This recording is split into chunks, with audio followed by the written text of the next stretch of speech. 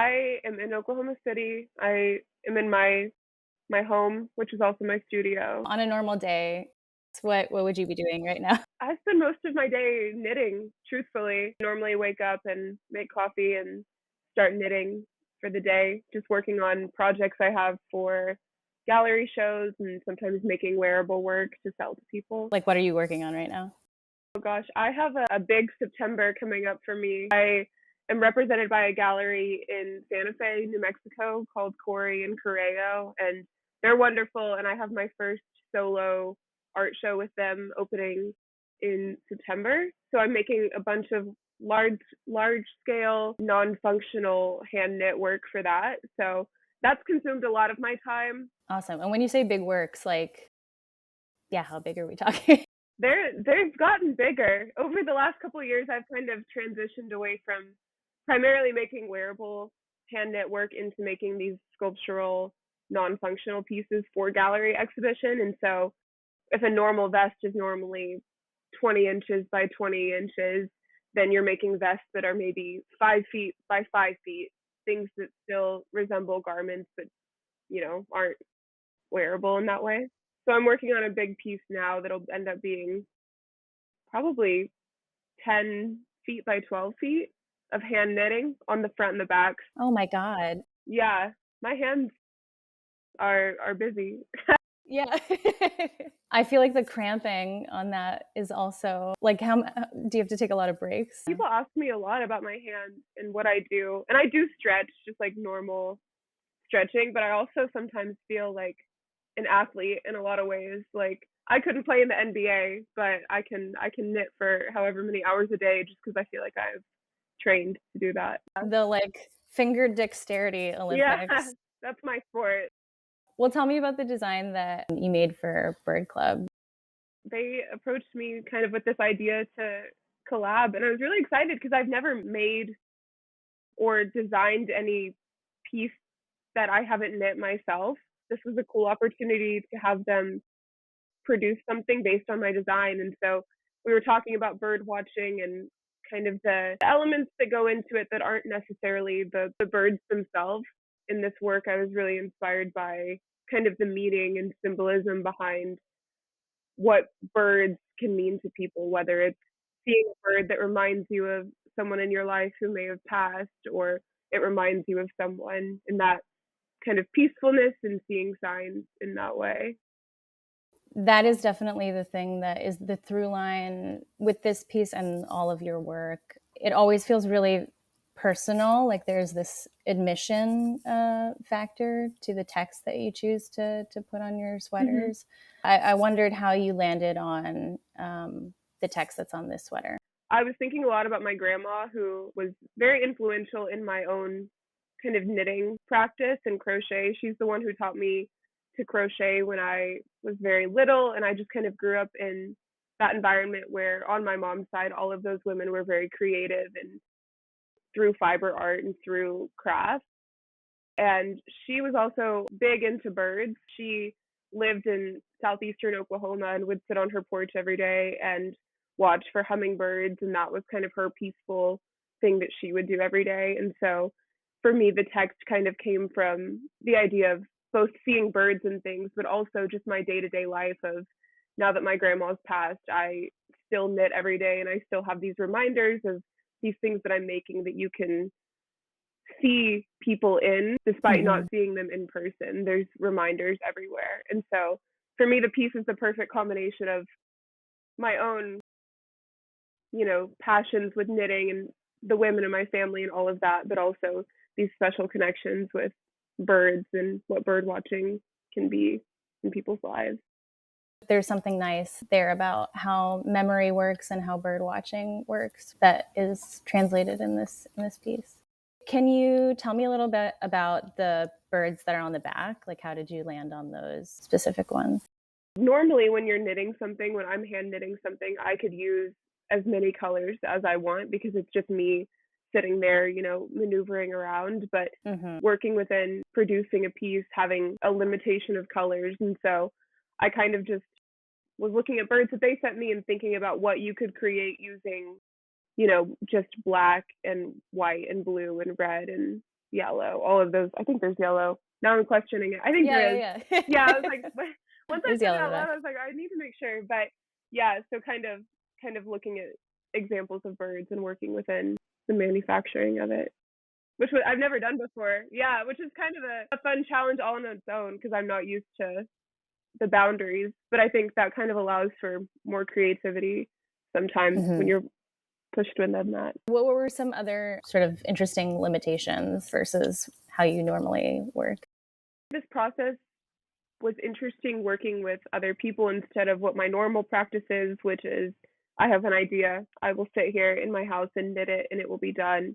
But working with Bird Club was really interesting, kind of the back and forth of not only colors and manufacturing, but how are we going to make this fit and how are we going to take this design that you've made and put it onto something that can be produced. And for me, that was fun and interesting. And they obviously did a great job kind of helping and doing most of all of the work on the manufacturing side, but allowing me to have a lot of input, which was really meaningful because they clearly valued my thoughts and opinions on the fit and the look of it through every step of the way. What aspect of the sweater are you most proud of? I'm really proud of the text.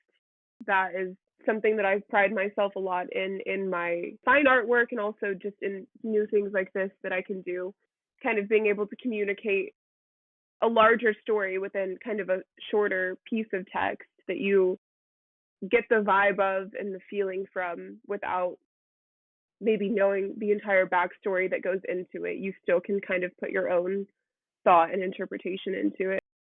Some of your more recent work, I'm thinking of the one with the chairs where like, I don't want to network, I just want your company. It has such like a louder resonance when you can have something so succinct. And I do think that this sentiment of like seeing someone everywhere because you're thinking of them, that's something that everyone can connect to. Even if it's not a positive thing, even if it's like there's someone you don't want to see and you keep seeing like all of these things that remind you of them, it's still, I think it's a pretty universal feeling, even if it isn't always as sweet as maybe the intention was on my end. But yeah, it has a possibility to be not so tender.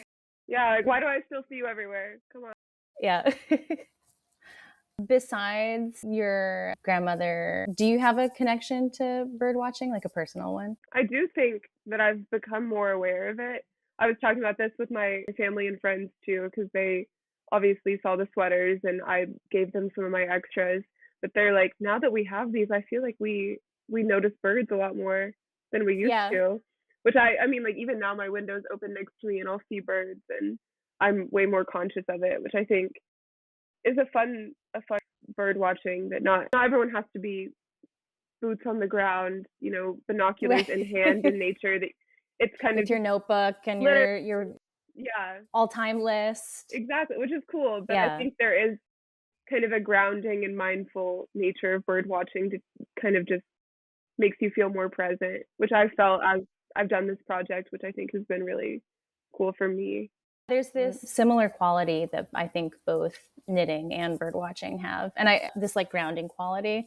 Yeah. And I don't think it's an accident that they were both things that during the pandemic they kind of had big swells and people being interested in those things. Do you think that bird watching and knitting are compatible activities? Like, could you do both at once?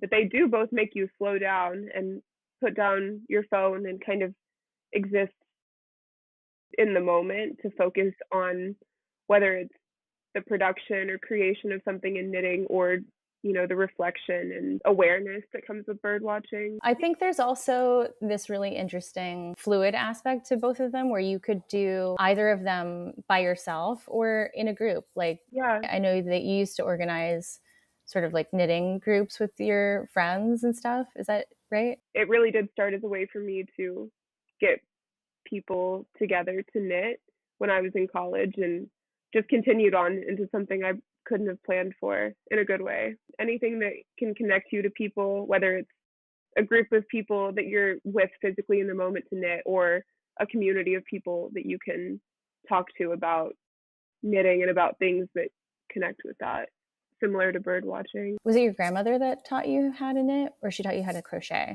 She taught me how to crochet, and then later in life, I tried to teach myself to knit on YouTube, and it went really, really bad. So my mom took me to a local yarn store in OKC, and I learned there, which was necessary. It's very hard to teach yourself on YouTube. Really?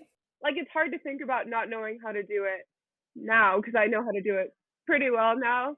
But like when I was 12, it was horrifying. Also, just the state of YouTube tutorials was not as good at the That's time. such a good point. I literally have never thought of that's such a good point. Now you could there's a million e-courses. You're so right. You just changed my life. It's great that you had that resource locally, that place that you could go and like learn. Yeah. Was it solo lessons or were you in a group? It was a small group class, and my mom Okay. took me and my friend from middle school who did not keep going with it. And she brings that up a lot. She owns a coffee shop now, and she's like, well, we each did our thing. And I'm like, yep. We didn't both have to become people who knit. That's a very humble way of saying what you're doing now. Do all the women in your family knit or do some sort of like textile art? It's kind of wild, and they're all really, really good at it. And they would never call themselves artists, probably. They would just probably brush it off. But my mom is so good at everything she does. She quilts and sews and embroiders and is incredible at it. And my grandma was incredible at everything she did, and my aunts. And it's really cool. And I did just assume growing up that everyone's families Knew how to do it. knew how to do it. Like, oh, you're why isn't your grandma sewing clothes for you at your request? But Yeah. I don't know. When things are such like big presences in the culture of your family, it's very difficult to understand that that isn't a thing that happens outside Yeah. of your own family. Is there humor in the pieces that they make too? Because I feel like humor is such a big part of your work. And I'm wondering how early like the humor plus knitting thing happened for you. I love funny people and love to laugh and be around that. And I think it's just kind of a natural expression of what comes out of me. It's never intentional in the way that I, am writing or journaling. And all these women in my family are so good at creating, and they would get together and tell stories and laugh. And it's kind of all connected in my mind of storytelling and humor and knitting and community. There's this like nice balance of taking things seriously and not taking things seriously in your work, where you'll knit a sweater that says like I made this for attention, but you do take the art really seriously, and you take the craft of doing this thing, having this skill really seriously. That may even play into like the art versus craft divide that seems to happen with anything fiber art or textiles. Or a long time there was this almost desire and need for me to step into the shoes of an artist per se and take myself so seriously, because that's what a big important artist would do. And I think I've almost backed away from that over time to allow myself to not put myself in any box. Although obviously what I'm creating is art and I am an artist, I think I feel less of a responsibility to make sure that everyone in the room knows that. And I think once I let go of that responsibility, gave myself permission to kind of say and express whatever I wanted to feel without the fear or assumption that people wouldn't take me seriously. I love the way that your work gives like a literal dimension to getting something off your chest. Yeah. And yeah, sometimes the admissions are really tender or heartbreaking, but because they're expressed in like bright colors or even like in these shapes that carry connotations of warmth or comfort, like a sweater or a vest, even if you're doing it at like a huge scale, because it exists in that shape and in that color palette, it lands a little more softly. What do you like about the sweater as a medium? Ultimately, it does have a sense of humor to it. There's this assumption that knitting is an art, and art can't be functional, to kind of laugh at them and be like, well, I'm just going to make a sweater. Like, that feels so obvious in a way that I think is funny, kind of as an attack against people who think that it's silly to just be like, well, I'm going to do it anyway. And to then make it larger and be like, well, is it art now that it's giant? There's also a big connection with that, and also just the body. People view that, whether it's, a garment that can be worn and how that fits, but also just a larger piece that has no function outside of just taking up space. And I think there's a lot of desire to have women and other people who don't necessarily fit into the majority to shrink themselves and make them fit into things that are palatable, instead of just take up space for no reason in the form of this thing that signifies that a body could be in there, like a garment. I think is really interesting. Are you familiar with the ad hoc women's artists committee? And I know that you're like a history person.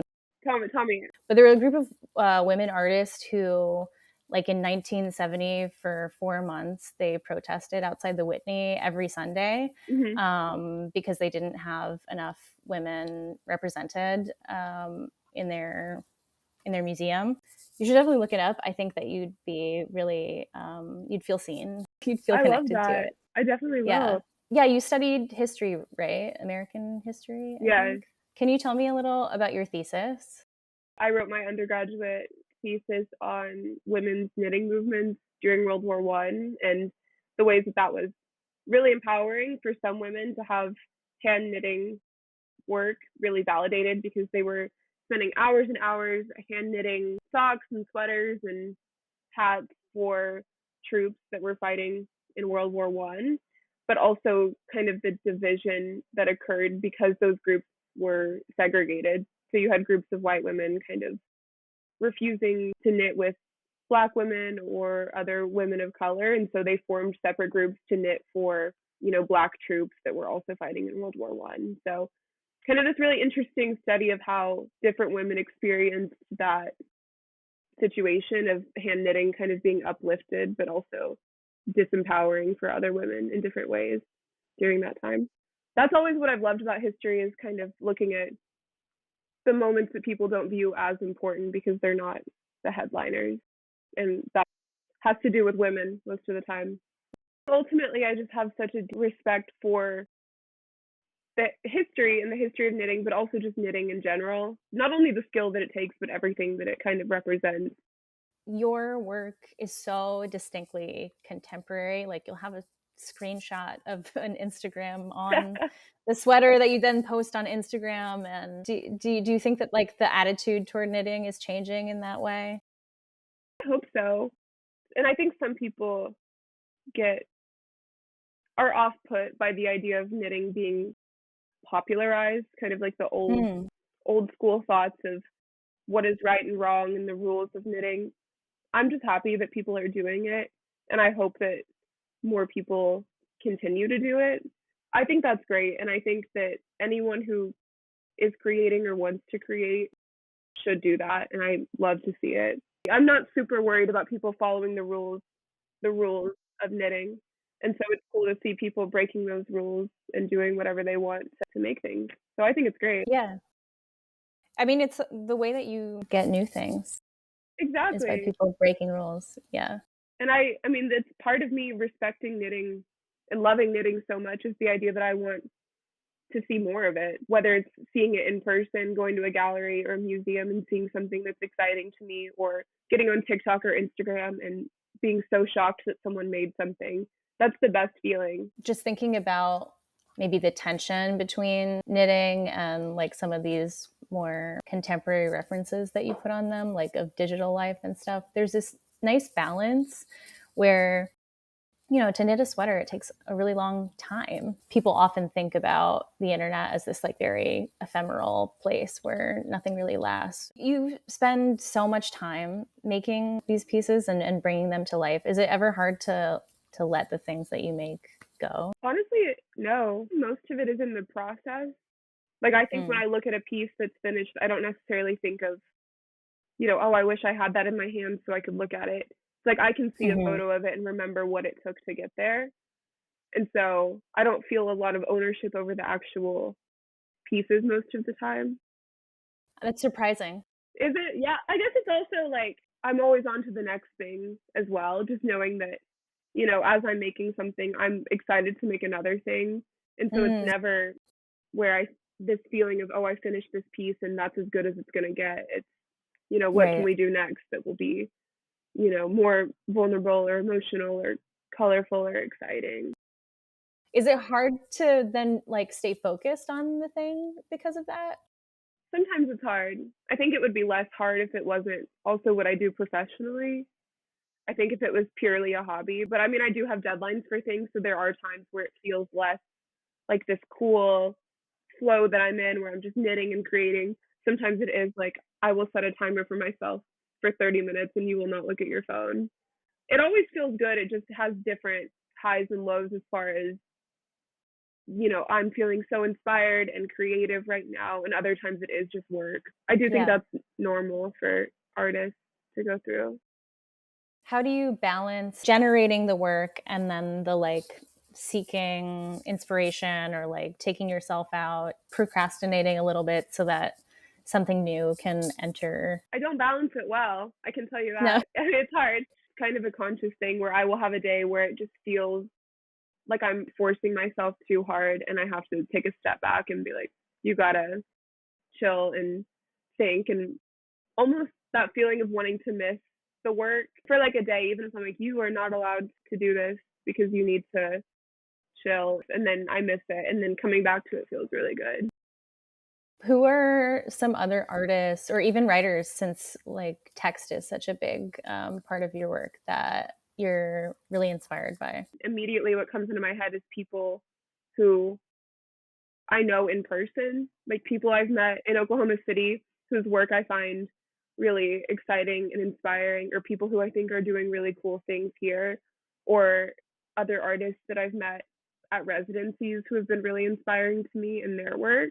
Off the top of my head, I have a friend who I met at a residency in Banff, Canada, and her name is May Jones, and she makes these beautiful quilts that have patchwork and giant text on them, kind of about how she's feeling in her body and pain, and also people's perception of her disability. And I think she's so cool, and she inspires me a lot just because I think we're doing kind of similar things, but with different goals and perspectives, but still having this text and fiber and kind of passion for these fiber arts that come out. I don't think that knitting and doing art were the original plan. No, I was going to teach middle school history. I was doing my student teaching during COVID online, and I was living in Oklahoma City and teaching eighth graders in like LA, just on my little laptop. It was tough. I don't know. Wow. How do you get the attention of a class of eighth graders And I didn't. strictly So online? You did. yeah, trust me, I didn't. Yeah. Maybe if your first student teaching experience wasn't via Zoom. Yeah. I teach a little bit of knitting now, which feels like that kind of inkling that I had. That's cool that you teach some classes. Like, is that in person or? Yeah, so there's a studio school at Oklahoma Contemporary. Such a cool space, like so beautiful. The woman who runs the studio school is kind of a mentor of mine, and she has been so helpful for me. But I'm teaching it again this summer. I haven't taught this class in a couple of years, but it's called Knit Your Feelings. A class for people who have never knit before, but you start and learn the basics of knitting and then work your way into doing color work instead of focusing on kind of like how to make functional things. It kind of goes straight into like, here's how you could put text on this thing, which is Cool. way more my speed versus like making sure everyone's doing something perfect. Yeah. I am curious about like how you knit text. I'm sure that you have to map it out. Like it's very, I feel like knitting is very mathematical. Yeah. I can show you. I have my iPad next to me. Let me show you a chart. So it's basically like digital graph paper. So I use this app, and then it's a website that's essentially like you can go in and select colors and like mark That's like cool. different stitches. And wow. so yeah, so I knit line by line using this.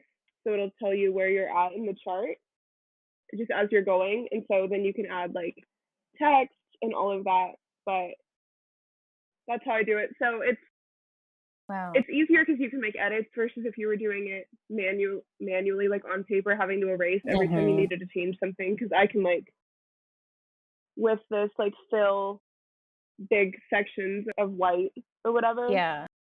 But that's essentially how I plan it out. So when I'm making a piece, I'll usually start with the text and then go in on this website and start adding imagery and working around that and then knit based off of that. That sounds like it requires so much focus Yeah. when you're doing it. Yeah. Like, because you could end up like missing, I don't know Yeah. the terms. Yeah, like it sometimes is like if you miss like say on that chair, like you got part of it off and then like the whole thing looks off. So you Right. kind of have to focus and pretty carefully go through and make sure you're doing things in the Yeah. right Do space. you ever get in such a flow state with that you are difficult to reach? I'm pretty good at multitasking just because Yeah. I mean in the sense that like I love to watch TV while I work, so I have to be able to watch whatever I need to watch and also knit, but I can get pretty focused on it if it's a lot of yarn all at once. Like for some of the larger work, you have like maybe in one line of that graph, you have maybe like 30 balls of yarn or so that you have to kind of God. move around so you don't get tangled. So I usually sit at my dining room table and just have them all spread out like that. And then what are you watching? I love a documentary. I love reality TV. I'll kind of watch anything.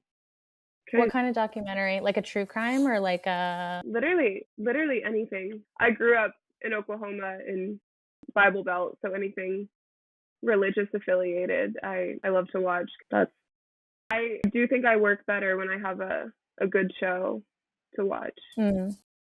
Around this time last year, I just got the notification on my phone. I was working on this big piece that I kind of had a tight deadline for because I was about to go out of town, and I watched I think all 18 seasons of Sister Wives, and that was the most productive month of the year for me, watching all of Cody Brown's wives leave him. It's not even always just like a show like that. It just once I get locked in, I don't know. Then you're coming out with giant 20-foot Yeah, sweaters.